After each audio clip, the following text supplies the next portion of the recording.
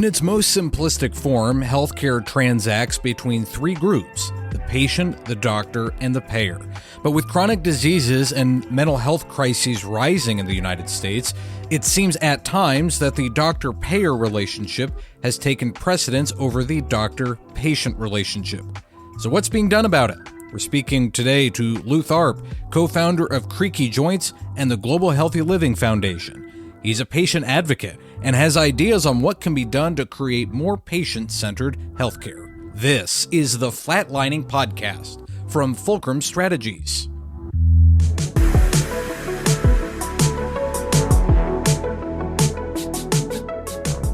Joining me right now is Lou Tharp. He's the co-founder and executive director of the Global Healthy Living Foundation, a nonprofit that is working to support and empower people living with chronic diseases.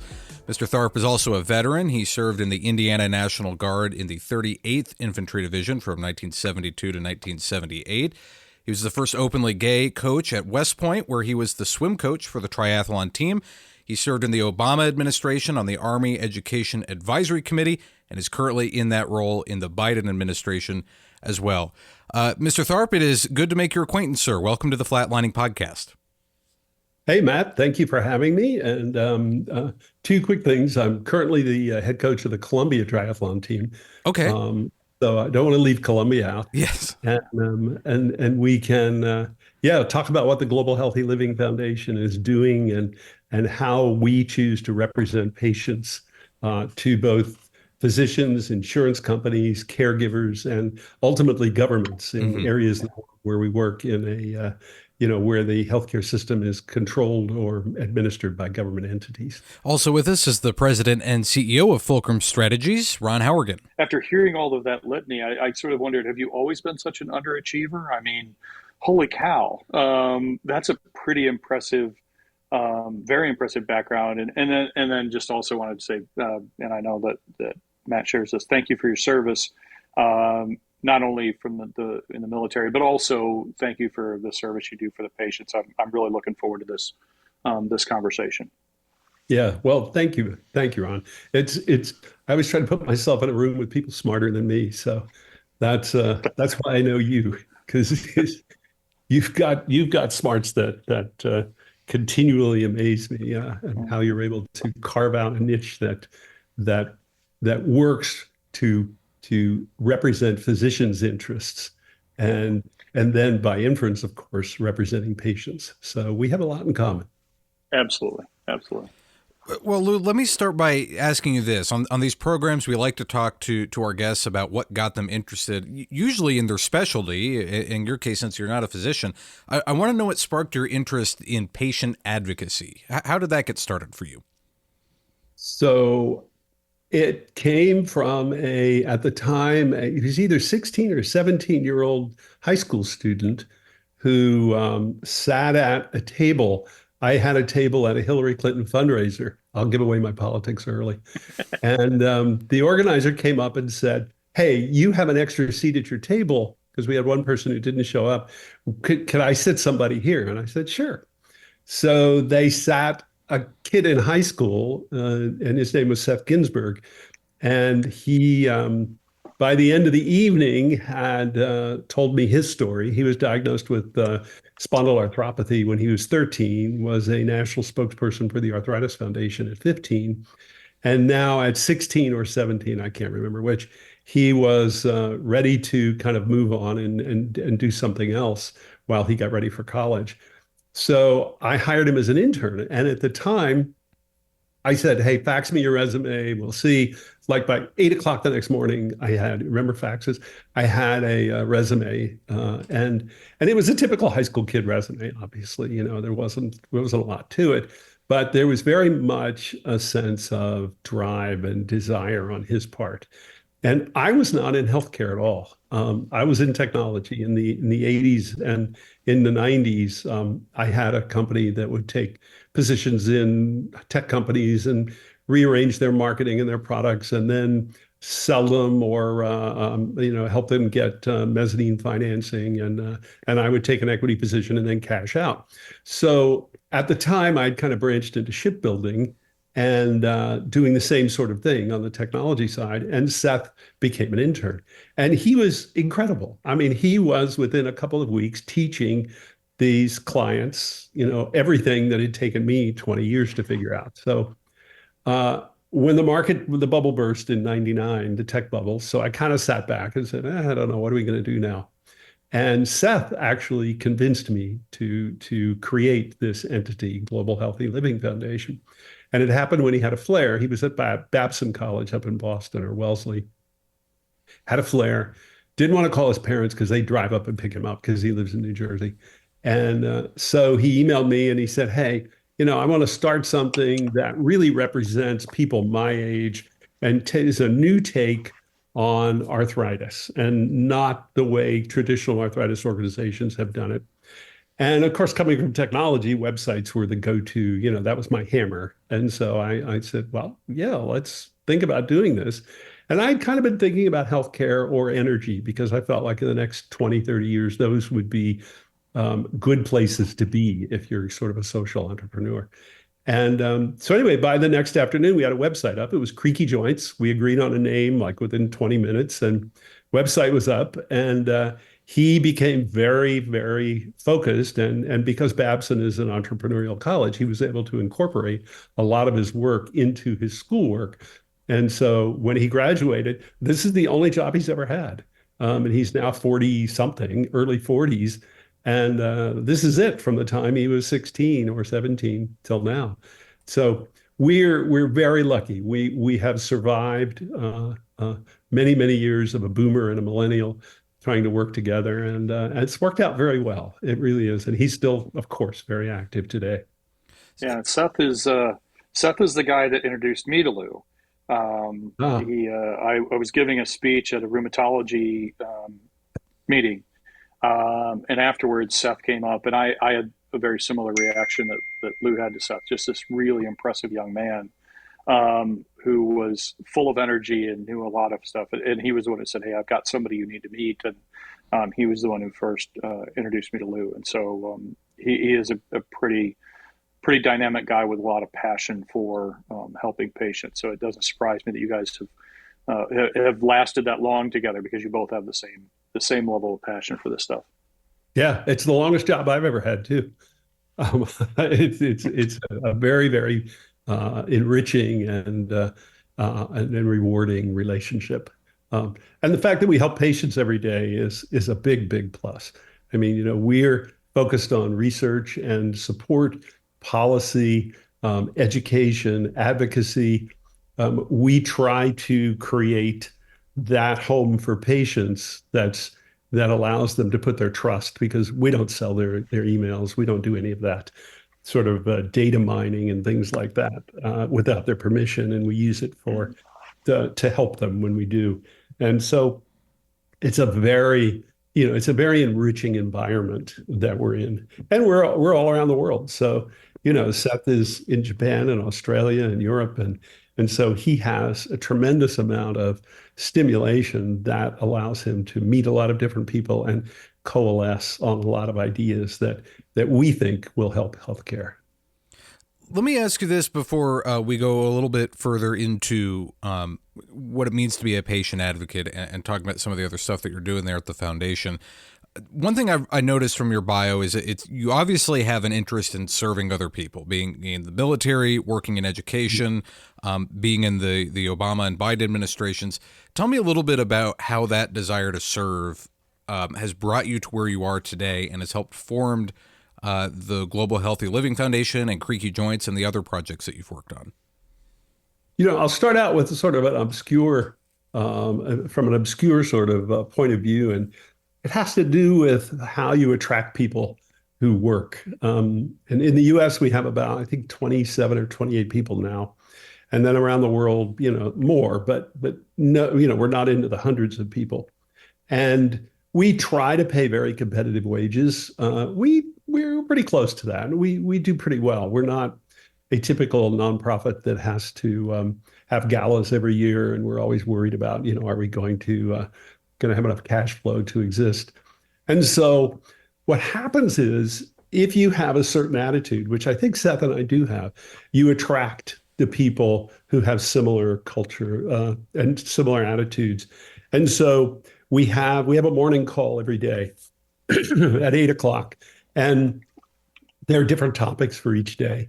But what comes through every morning is that people come on the call and they're ready to to work to help people achieve a higher quality of life and a better sense of themselves and a better sense of my disease is not my entire identity, that I'm a real person and I have other interests and I have other motivations, and the disease is a part of me, but I can do everything I can do to control it with, of course, medication and mental health and also physical health that help to do that. So the idea is that if you set up, as Seth and I did, to help people, other people come to make your job a lot easier. They come to you.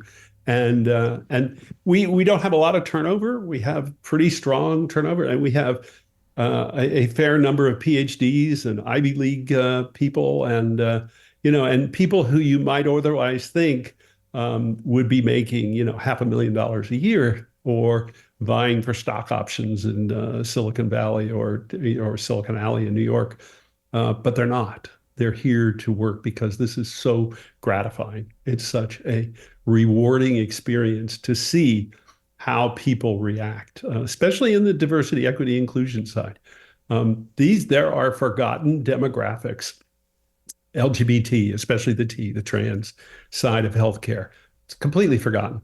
The Black, Hispanic healthcare has created its own environment that sometimes is good and oftentimes is not. And so we try to work there, especially in these underserved communities, Indigenous people, both in Canada and the United States, especially, and in Australia.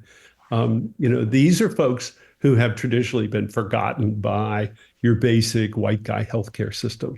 And you don't have to dig very deep to find the issues that prevent them from living a normal or semi-normal life and a productive life despite their disease, the way a lot of white guys do. We do. I mean, I'm on a biologic. I live a very normal life. I don't have those kinds of issues that prevent me from getting medication, from seeing doctors whenever I want, from taking an hour off to go to the gym or 2 hours off to go to the gym. I'm a competitive swimmer. And, other than rehabbing my right shoulder right now, I could go swim whenever I want. And we try to give these patients the agency to do that within the confines of their job and their family responsibilities. And I got to tell you, the best thing that happened in the pandemic was remote working. Remote or work from home has done more, I think, to empower people with chronic disease than any government policy, any corporate policy, any amount of psychological counseling or physical fitness. Now people with chronic disease can turn the lights off when they have a migraine, and they can decide to take an afternoon off and work in the evening. They can take care of their kids. They can do the laundry. They can load the dishwasher while they're having a conference call. And giving people with chronic disease the opportunity to maximize their quality time is really important. And if you ask someone with a chronic disease, whether it's musculoskeletal or central nervous system, or any number of other chronic diseases, if you ask them to get up every morning at 6 a.m., get on a subway or get in their car and drive and go to the office and conform to all of those structures that were created by healthy people with adequate finances to live in that environment, meaning you can take your clothes to the cleaners, you can buy new suits, you always have a car that starts in the morning.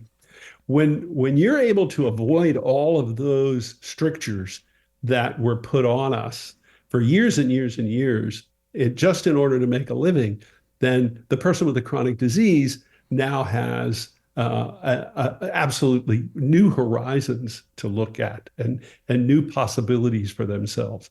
We have many people with chronic disease. Our advisors said, be careful, hire this many people with a chronic disease if you must, but don't do it otherwise. You really need people who are healthy, who can put in 50, 60 hours a week and not complain. And I would say over half our people are on a biologic. Easily over half have a chronic disease. Some are very well controlled, like type 1 diabetes, very well controlled. Others are not. Migraine is the biggest example. We have 2 or 3 people with migraine. It's completely uncontrollable. And so you fill in behind them the same way patients do every day of their lives. And when patients see us doing that, then they say, oh, there's a model there. There's a way we can now structure our life so that we can maximize our productivity and our enjoyment and also get a job done. So that, I think, is one of the unknowns that have come from the pandemic, and it's really helped. The other one, of course, is telehealth. That has helped both people with chronic disease, especially in rural communities. Telehealth has been an absolute boon to healthcare. And I know not everybody likes it, and people kind of embrace it and then they don't. But if you've got, especially a mobility issue, or you live in the country and you're traveling, 2.5 hours to get to a clinic, then you love telehealth. And so for the chronic disease community, those 2 things have really improved our quality of life. Let me ask you this, as this just popped up into my head as I'm thinking about it, and we're talking about advocacy. How, in order to make a better environment for people with chronic diseases, do you think the onus lies on the employer, or do you think we need to see more government action, such as, a reform to the Americans with Disabilities Act or something like that? I think that government is the easy way to do it. Government that works is an easy way to do it. And it's been proven around the world. We look at government entities that run healthcare in Latin America, in the Indo-Pacific area, the Far East, and of course Western Europe. And if governments can set the terms of healthcare, then population health improves. And you see it in the numbers. Where are we with infant mortality? Where are we with cardiovascular issues, with life expectancy, all of that? America is no longer, or if it ever was, I don't know, is not anywhere near the top of those indices. So yes, government is there now. I keep referring, especially now, and I believe it was Winston Churchill who said, you can always count on America to make the right decision. And then there was the long Winston Churchill pause, and he said, after they've tried everything else. And so that's what we're doing in healthcare right now in America. We're trying everything else. We are making people billionaires in healthcare, and we have set ourselves in a capitalist direction for healthcare, when healthcare is really a socialist product. It is not well suited to capitalism, obviously. And I'm old enough to have grown up during the regulated monopoly era. I worked for AT&T. It was my first corporate job out of school. We were a regulated monopoly. We were guaranteed at that time, it was the early 70s, an 8% return on our money. Stock was stable. It always grew a bit. It was called widows and orphans stock. Because that's who bought it. And same with electric utilities, water companies. There were national resources. That's how we were defined. And our objective was everybody in America should have high quality phone service, period. And I worked at the Indiana Bell Operating Company for a while. And there were areas in Indiana where people got a phone for $1 a month or $2 a month. And the line, we used to have endless meetings about line quality. Could you imagine even approaching the concept of line quality on cell phones today? It's just crazy. It's more, can you hear me now, rather than, what's my line quality? If you can get anything, you're happy. So point here is that the healthcare system, I think, could work best if there is a fair amount of government intervention. Now, there are downsides to that. Of course there are. There are drugs you can't get in the UK because they can't afford them.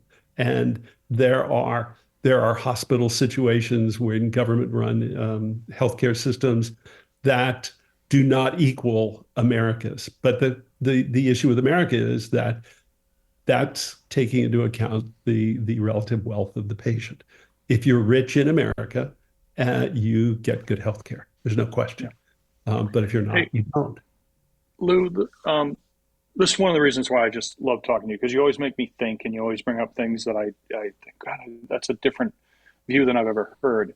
So, as you were talking about that, one of the things that struck me is, and this drives me nuts, and it drives the physicians that we work with nuts, the fact that what a patient gets as far as care, whether it be a drug or approval for imaging or a certain therapy or whatever, is largely dependent on their insurance card.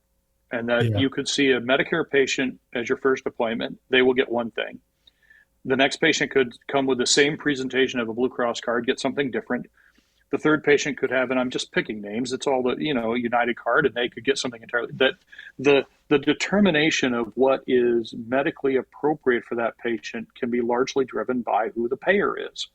And so one of the things that struck me is, realizing that in this country we're probably, a ways away from modeling Western Europe, if ever. But are there opportunities to sort of have more government involvement in the right way in the system we have? And maybe it's just an interim. And so my question to you is this, and my thought is this, is to say, well, couldn't the government say, and I'll just pick something, couldn't the government say, look, we're going to take the RUC committee because it's representative of every specialty, and they're going to decide clinical pathways, what is approved and not approved.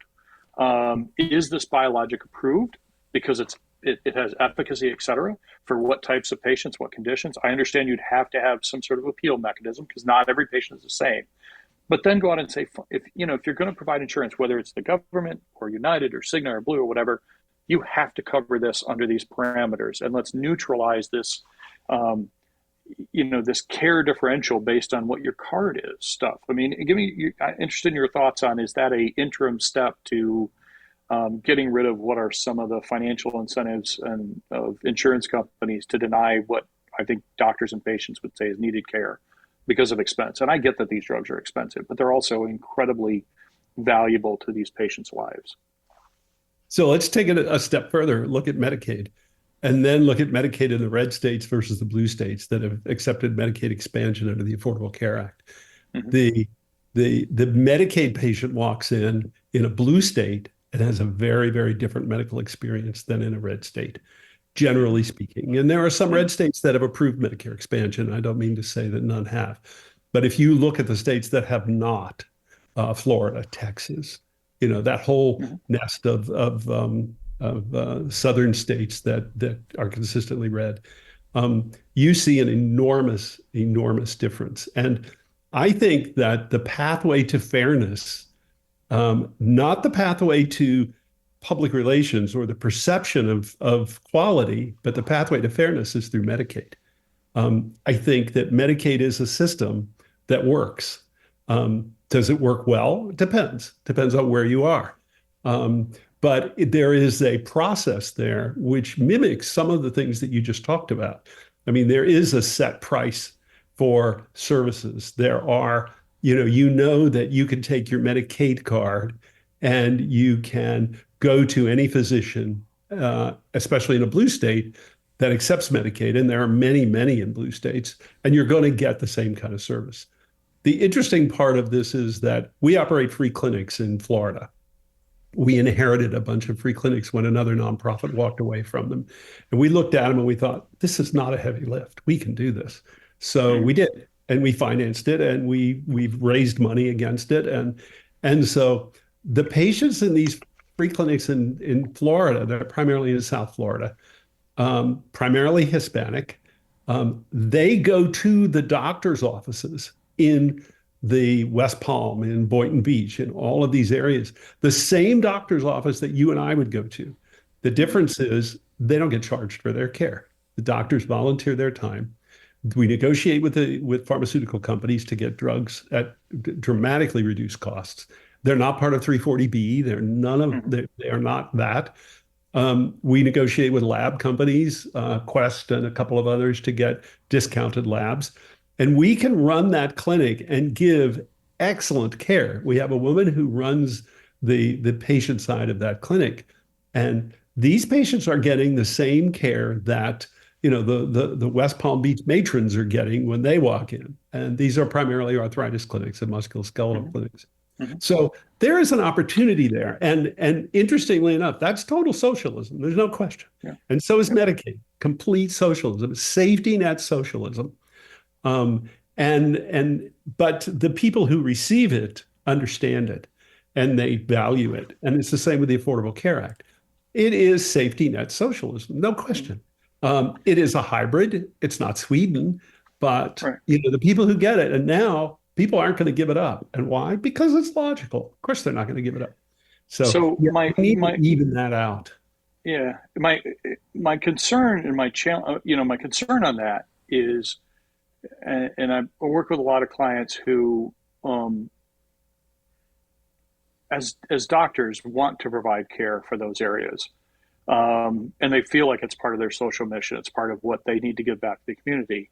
And a lot of doctors now, especially after a second round of Medicare cuts, especially after massive increases to their labor cost and insurance companies not recognizing that, are begrudgingly have to limit the amount of Medicaid and Medicare they see. I've got a specialty group right now who had to cut their new patient appointment slots in half for Medicare and Medicaid because financially it doesn't come close to it. And they liked the ability to care for those patients when there were other patients that really, to be honest, subsidized them. And whenever I talk to insurance companies, say, well, we shouldn't have to do that. It's a hidden tax. I mean, it is what it is.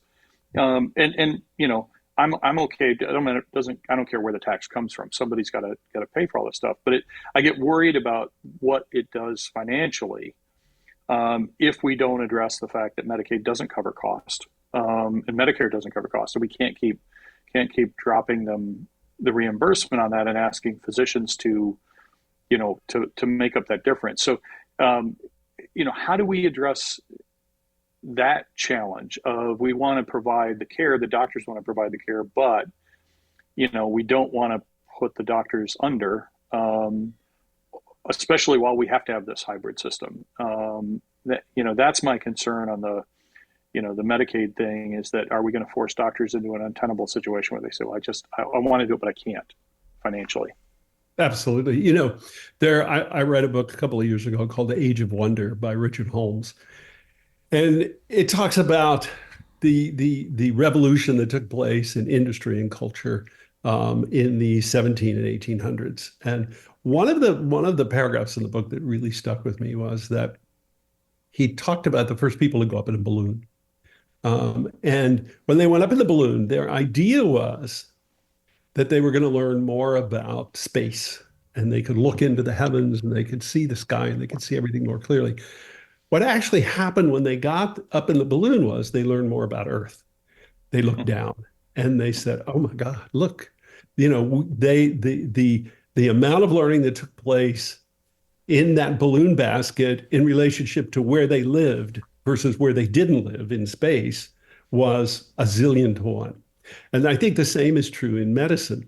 So many physicians and so many healthcare providers go into medicine in order to help people. And they have a calling. They've had a relative who died of cancer. They have something that has motivated them to go in. And once they get there, then they realize that they've got, pick a six-figure number in student loan debt. And they've got an office and they've got a staff and they've got all of these things. And what they realize is that the percent of time they can devote to what they thought they were going to do is very small. And so they wind up learning more about. Now, the difference in the metaphor or the analogy here is that when they look down, it was a very positive learning. When new doctors or when existing doctors look down, it's a very negative learning. And they realize, oh my God, look at the insurance obstacles I've got to clear here. Look at these issues that I've got to deal with that have absolutely nothing to do with putting my stethoscope on somebody's back. And so it's a very difficult situation. So many doctors, you know them and I know them, they retired early, they're out. They don't like the way it's gone. And I don't blame them. I think that it's, we're going to have to find a way to get out of this. And I don't see a way out of it for America right now. I think, we're stuck. I mean, the The pull of capitalism is so strong.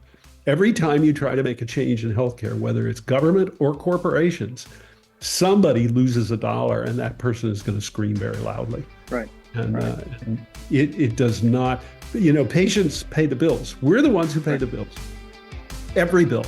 It doesn't matter if you're on Medicare, Medicaid, we're paying taxes. We are the people with the open wallets, and we're the only people without a seat at the table when it comes to drug pricing. And even drug development has gotten a bit better.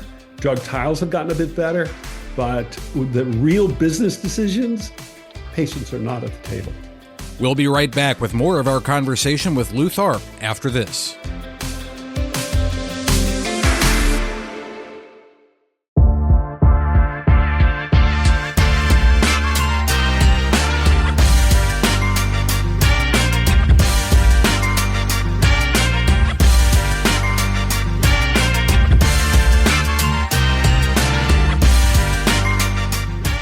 Welcome back to the FLATLINING Podcast from Fulcrum Strategies. We're speaking today with Lou Tharp, co-founder of Creaky Joints and the Global Healthy Living Foundation, about patient-centered healthcare. Lou, I want to ask you about some of the reforms that either the Global Healthy Living Foundation is advocating for or that you'd be advocating for to the Medicare and Medicaid programs. Keeping in mind that the Medicare and Medicaid doesn't necessarily cover all the costs, what kind of proposals do you see working in this country to fix the Medicare and Medicaid system in order for it to be much better for patients, but also equitable for the physicians as well? I think it has to start with the patients. We are, obviously, that's why we come to work every day. But this is hard. What I'm going to say is difficult for a lot of patients to grasp. And I first learned about this when I sat in on some conversations with physicians talking among themselves about patients. And it was fascinating. And in fact, I wanted to bring that physician conversation to our patient community unedited, so that patients could hear exactly what physicians were saying about them. And what's going on in the United States right now is we have a complex of businesses whose revenue stream depends on us being unhealthy. And that's everybody, believe it or not, that includes health clubs. They're there because so many of us are unhealthy. They're making their money because we're eating preservatives and we're eating terrible foods and we're not exercising, and our mental health is not stabilized. And this has to start with patients. Patients have to take initiatives, and I get an amazing amount of pushback on this, so I don't expect it to be any different here. But it's something that has to be said. Patients have to recognize that it's their responsibility. And Dr. Peter Attia, it says this all the time. And either you like him or you love him or you hate him, but he says a lot of the same sorts of things. Take responsibility for your own health and be in a position to avoid health problems in the future. And we're not doing that. And when we don't do that, we wind up in situations that are untenable. They're financially untenable. They're emotionally untenable. From a productivity standpoint, they're untenable.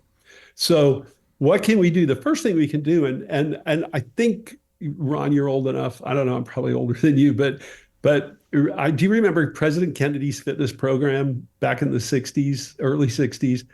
If you look at the videos there, these kids were running, they were doing gymnastics, they were doing climbing ropes, they were doing all of these aerobic exercises that resulted in them being fit. And we know the obesity rate is higher today than it was in the 60s, and we know chronic disease is higher. So patients have to take that responsibility, and that's a long-term education. Look how long it took us to get people to stop smoking. First, your Surgeon General report came out in 61. Now I think 20% of people still smoke, but it's great. It's better than it ever was. So this education has to take place. The second thing we have to do is we've got to be focused on climate change. If we're not focused on our environment, we're never going to be healthy. If we have people in Cancer Alley in Louisiana who are living there with the refineries, if we have people in Savannah, Georgia, with the paper mills that are breathing that, if we have people, it made me so sad. The black lung now, there are steps being taken to reduce black lung by 50%. Congratulations. What in the hell are we talking about? Why do we have black lung at all? What are we doing here? We have to look at that. So first of all, patient initiative. Second of all, climate change and environmental responsibility. And that extends to food we eat, the air we breathe, the water we drink. That has to be a priority. And then we can start to talk about how we can reform the healthcare delivery system. Because if you don't have millions and millions of people who need to treat type 2 diabetes, does that relieve pressure on the healthcare system to the point where we can start to reinforce the safety net for people who have unavoidable diseases? If we have, and this is just a pet peeve, I know it's minor in the grand scheme of things, but if we have helmet laws in states that allow people to ride motorcycles with no protection, what are we doing? How are we doing that? We have states that still don't have seatbelt laws. And I mean, the numbers are in on that. If you get a motorcycle accident, what they're called in the emergency room. They're called organ donors. And the problem is they're early 20s, most of them, or early 30s. They're going to live forever, but they're not going to be productive in society after a wreck like that. So those are the kinds of things that we have to do. We can't continue to throw more money at healthcare in the United States. Obviously, we all see the numbers. We pay what, four times as much as our next closest high spending country, which I think is Japan. And so we can't just keep throwing money at it. We've got to sit down and say, okay, there need to be more public pools. Look at the number of pools. We're taking a vacation in Portugal, and of course, I'm a swimmer, so I look for pools. In Lisbon, there are like 30 swimming pools just in Lisbon that are public. And how many pools are there in New York that are public? 5, 3 for a population of what, 8 million people? So we have to look at those kinds of things. And those people aren't at the table. And then I'll stop because I know I tend to ramble on when I get wound up like this. But those people are not at the healthcare table. The people at the healthcare table are the insurance companies. The people at the healthcare table are the hospitals representing unions and workers, pharmaceutical companies representing research and development. But the patients are not there. And there's nobody there to say, let's redirect this. Let's look at how we become healthier. And you know what? The model is already there. Look at the Scandinavian countries. They are healthier than us. They are happier than we are, and they have a very strong safety net. Well, so it sounds like. Lou, I'm sorry. Go ahead, Ron. Yeah, just quick. I completely agree with what you're talking about. I get to talk to physicians a lot in their sort of unvarnished, candid moments. And what strikes me as similar to you is how excited they get with the patient who is engaged. The patient who says, hey, I want to manage my obesity. I want to manage my diabetes. What do I need to do?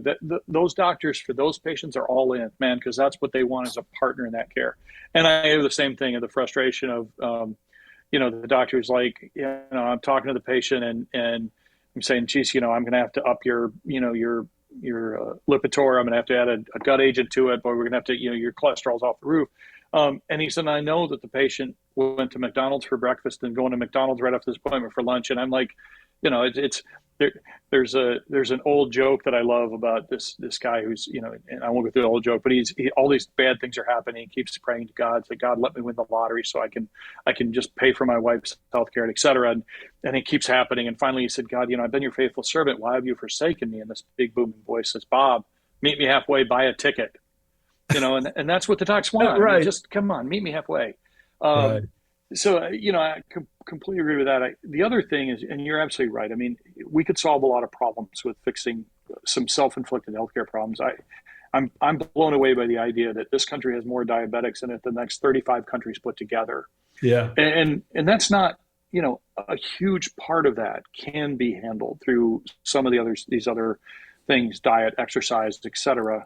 And we're just not doing it. I'm struck by this idea that I can get a discount, a fairly good discount, and a financial incentive to be a safe driver by having a good driving record off my auto insurance.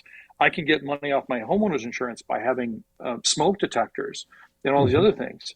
But there's really almost no incentive for me to be a healthy individual with my health insurance. Why aren't there financial incentives, non-financial incentives for, say, hey, if you are obese and have diabetes and you are working hard with a physician and you're doing your half, we want to incentivize that, because the long-term impact on this country's financials and our healthcare system is easy to calculate.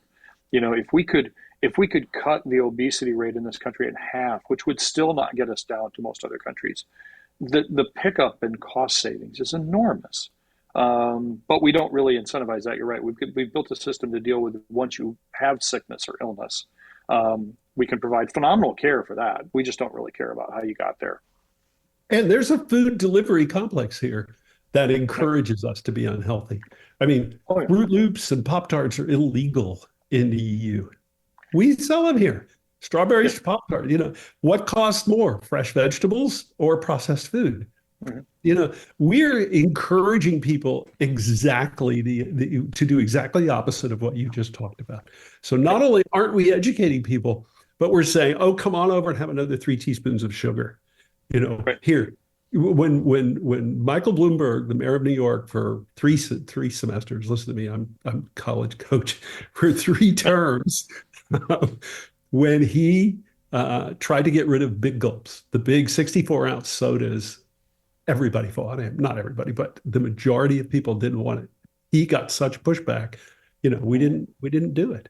And I could not imagine drinking 64 ounces of a sugary drink. I don't know if I could move after that. And so, the incentives are misplaced, and sometimes you just pray for an adult in the room. You just wish somebody would just say, all right, hold on a minute. Why are we selling all these foods with preservatives? Why are we doing this? What are we doing here? Why do you have, drink cups that are this big? And so, it's because there's money to be made, and they appeal to our base nature. It's easier to sit in front of the TV and eat Doritos than it is to get up and do floor exercises. Yep. So it sounds to me, and you can correct me if I'm wrong, that a lot of what we do need to focus on is education about these kinds of things, not buying the 64-ounce, soda, even though it's there. I know in Canada right now, there's some push to reform to put nutrition information on the front of the package rather than the back of the package. Do you think obviously I don't know if that's the final answer to that question, but is it a step in the right direction? Is that something you think we ought to look at here in the U.S.?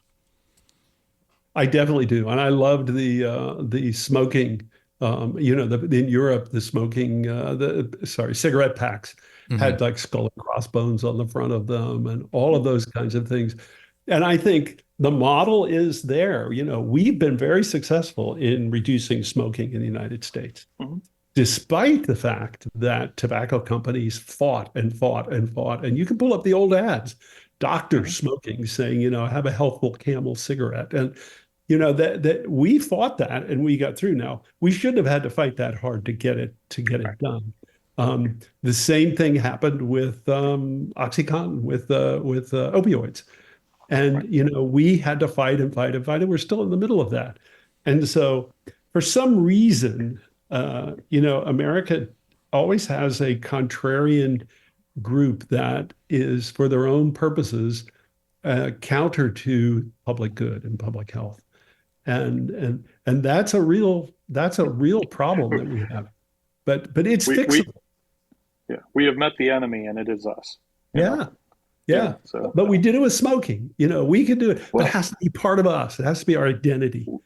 We've done it to some degree with drinking and driving. There are campaigns that we've done that we've been have been very good around those things. And so I think you're right. The model's there on education, and there's a lot of economics studies that show what the reduction in smoking has done for us, the reduction in drinking and driving deaths and injuries, et cetera. So there also is a very easy to prove long-term economic benefit to these things. So the drinking and driving is perfect. I mean, when I talk to students and I say, when I was in college, we used to drink and we would drive back, and we would, if you had 4 or 5 beers, of course you would drive home. That's not a big, and they're appalled.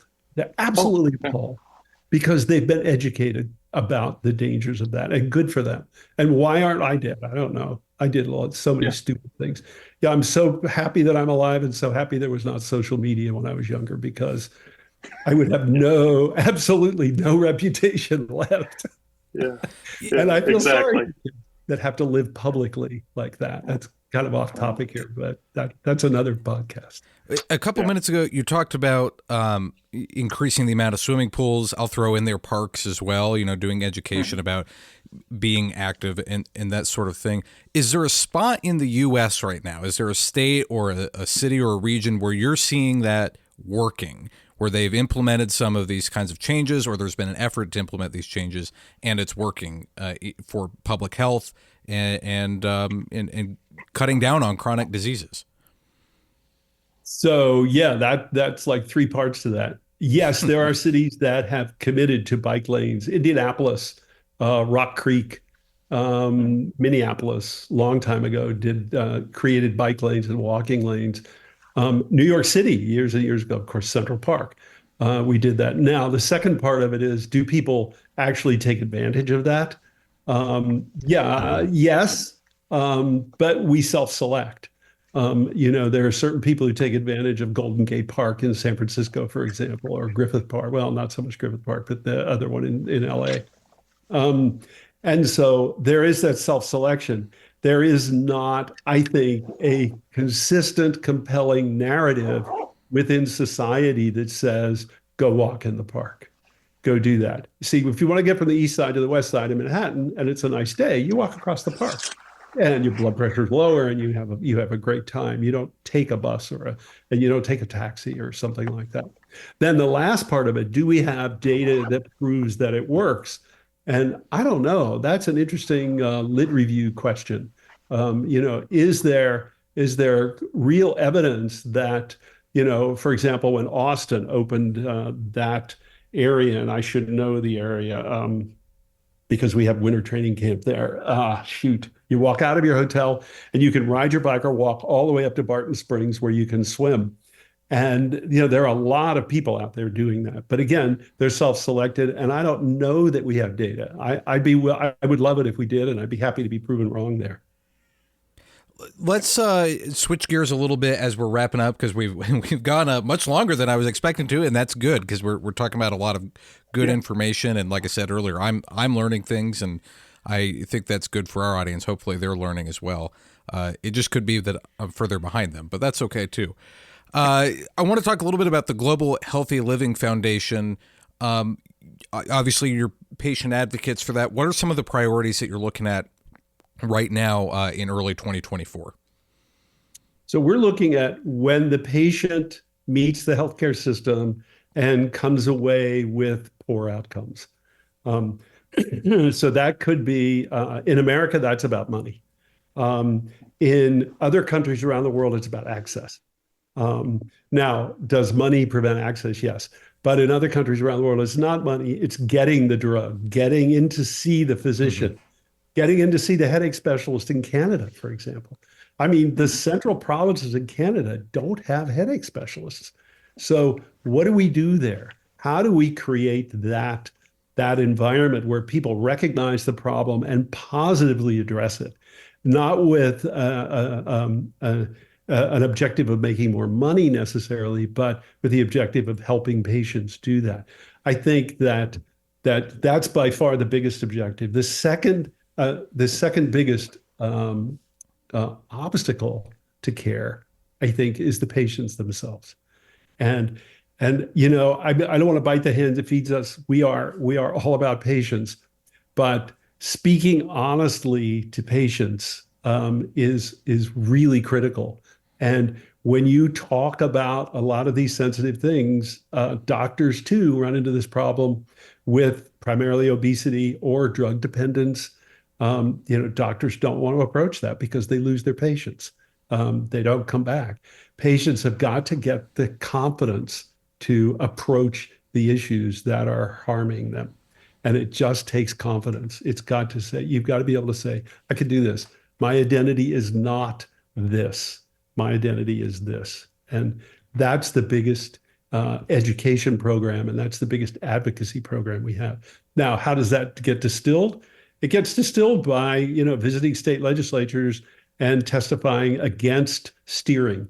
If you have Aetna, you shouldn't have to go to CVS Caremark to get your drugs. It's just not right. We know that. Everybody knows that. Auto insurance fixed that years ago. It used to be, if you got into a wreck, they steered you to the auto body shop that was most profitable for them, without regard to what the quality was. Well, most states have passed laws prohibiting that, but they don't have laws prohibiting steering.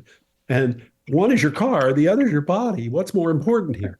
Right. And so we have to be able to look at those. We have to look at copay accumulators. If you get a copay card from a drug manufacturer and it does not go against your deductible, that harms your health care. Because now you haven't met your deductible. So are you going to get that MRI? Are you going to go visit that derm? No, you're not, because you're going to have to pay for it. So we have to look at copay accumulators. We have to look at when we look at 340B, we look at people on Medicaid and underserved. 340B is run by entities, hospitals. How is that possible? Why isn't 340B run the same way food stamps are run? You, the individual, get food stamps and you decide what grocery store you want to go to. And you can buy anything you want. You're not pushed into the lobster aisle because that's most profitable for the grocery store. How does 340B work? Well, you go to the hospital. The hospital has 340B coverage. They take the discount. Yes, you get the drug for not a lot of money, but are they giving that money back to the community the way they're supposed to? And we say that many, many of them are not. Many of them are, but they're not. And we could solve that by giving the 340B card just like we give Medicare, just like we give unemployment, just like we give food stamps to the patient themselves. So those are the areas that we're focused on from an advocacy standpoint.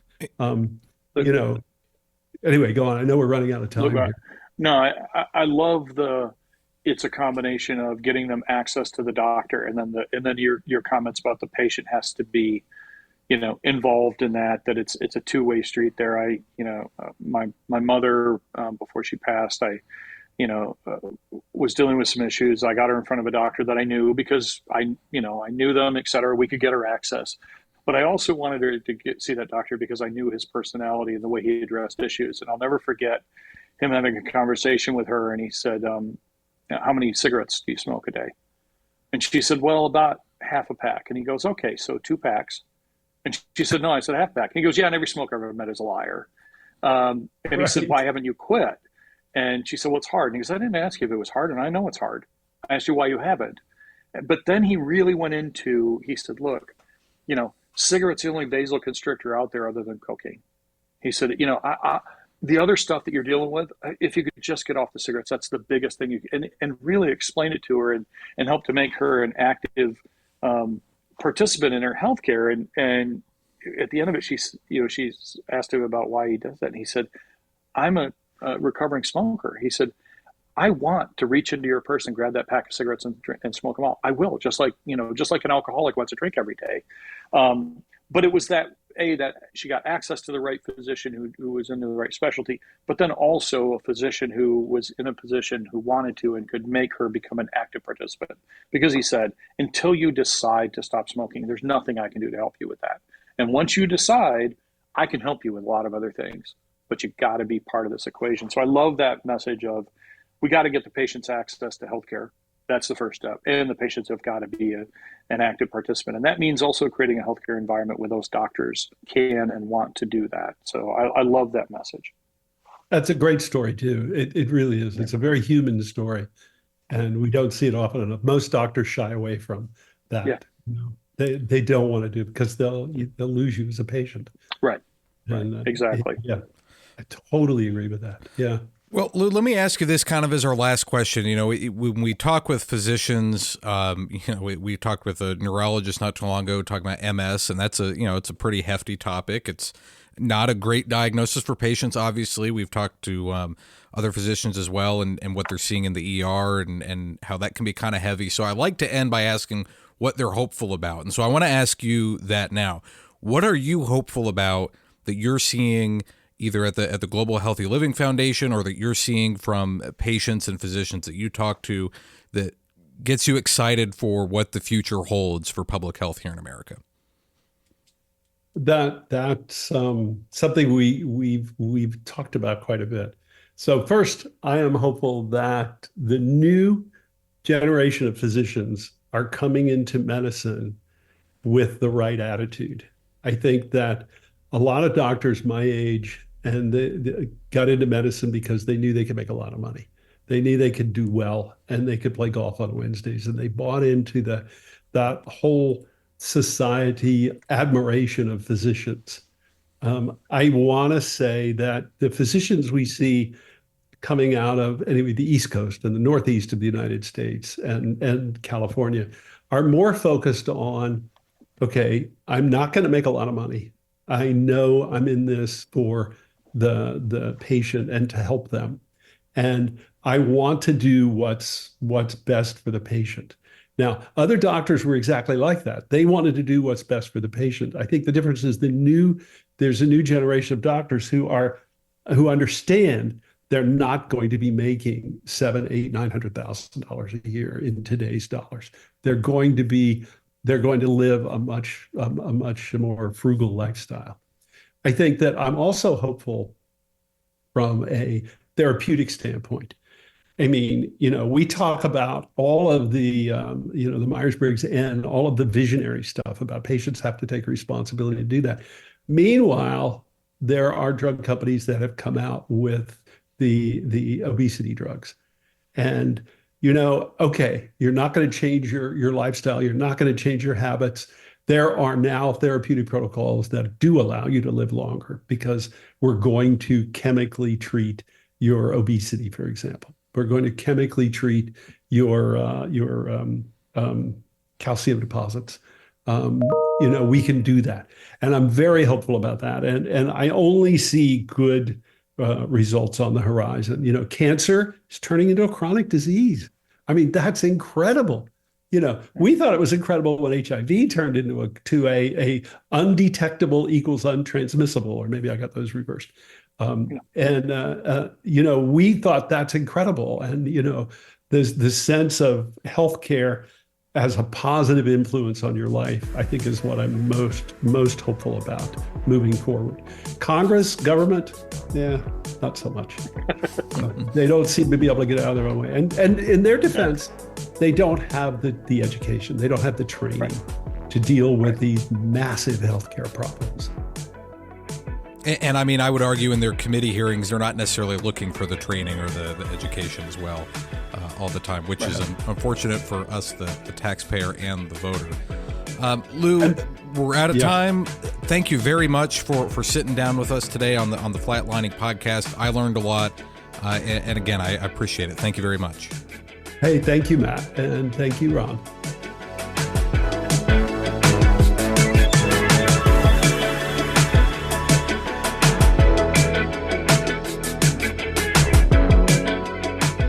Miss an episode of the FLATLINING Podcast? Well, now you can read a recap.